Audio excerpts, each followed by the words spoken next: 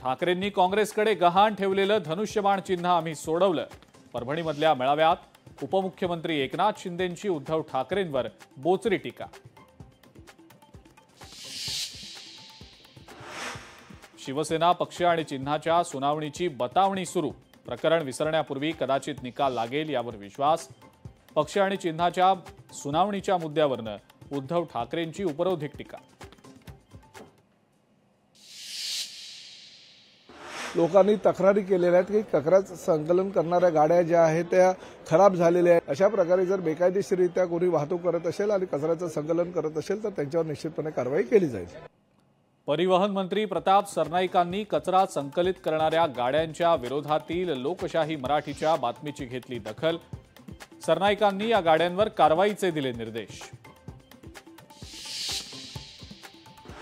कचरा संकलनात 3000 कोटींचा घोटाळा झाल्याचा कचरा वेचक कर्मचाऱ्यांचा आरोप। वारंवार एकाच कंपनीला कंत्राट देण्यामागे राजकीय मंडळींचा वरदहस्त। कामगार नेते बाबा कदम यांचा आरोप। लोकशाही मराठीकडून सफाई कर्मचाऱ्यांच्या प्रश्नावर सातत्यानं मुद्दे उपस्थित।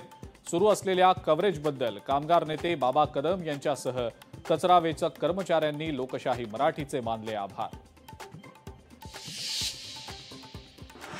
पुण्यातल्या पार्थ पवार जमीन व्यवहाराची संपूर्ण माहिती पार्थ पवारांना होती। अंजली दमानियांचा दावा, पार्थ पवारांची अमेडिया कंपनीमध्ये 90% पार्टनरशिप असूनही पार्थ पवारांवर गुन्हा दाखल का नाही? त्यांच्यावर गुन्हा दाखल व्हावा, दमानियांची मागणी। पुण्यातल्या पार्थ पवार जमीन व्यवहार प्रकरणी अजित पवारांनी उपमुख्यमंत्री पदाचा राजीनामा द्यावा। राजीनामा दिला तरच निष्पक्ष चौकशी शक्य, अंजली दमानियांची मागणी।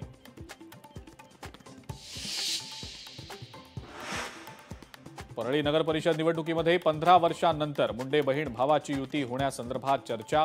युती संदर्भात शिक्कामोर्तब होण्याची शक्यता।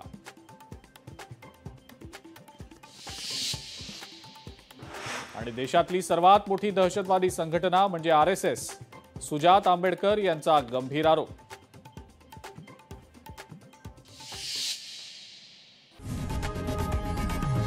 लोकशाही मराठी ऐका, पहा, जागरूक रहा।